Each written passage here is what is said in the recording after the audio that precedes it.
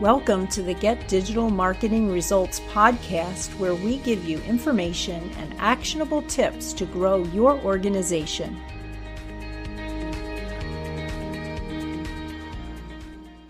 Hi, I'm Bob Clark. And I'm Donna Body. We're with Delos Inc., and we make the web work for you.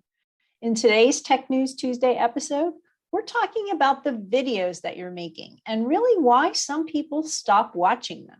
Believe it or not, research shows that's when the audio on your videos is poor. That's right, Donna. I sure hope we sound good today. When you're creating videos, you often think about how things look, but today we want to give you some tips to make sure that you're considering how you sound. Poor audio quality is one of the fastest ways to lose your audience, but there's a few steps you can take while you're recording to prevent this. You want to start by understanding how the mic that you're using picks up sound and where you should be holding it.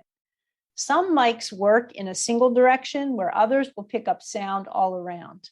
So even turning your head while speaking can affect the recording levels if you don't have the correct placement. If you're recording from different locations or have multiple speakers, it's best to check that the audio isn't jumping around from too quiet to too loud, as this can be distracting. Once you have your sound levels correct, you want to think about the consistency of your tone. Don't vary your tone too much, as this can be annoying.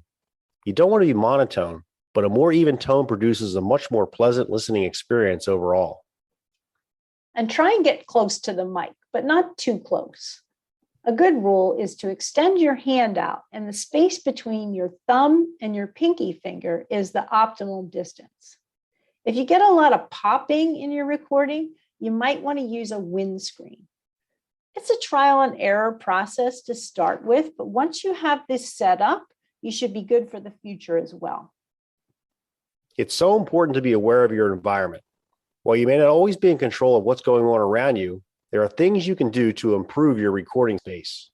Turn off anything in the room that's generating background noise. For example, another computer is next to you or the air conditioning. You can also try recording in a smaller room or a room with plenty of furniture or soft materials in it to stop any echo. If it's a hardwood floor, lay down a rug. You also want to work on improving the quality of your voice. Now, that requires some practice, but one thing to start with is to remember to slow it down. The most important thing is that your voice is consistent and clear. You want listeners to connect with your message, not to be distracted by how it sounds. That's it for today's episode.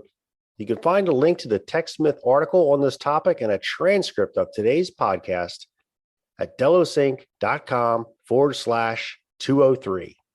And don't forget to subscribe so you don't miss out on our actionable digital marketing tips to grow your organization.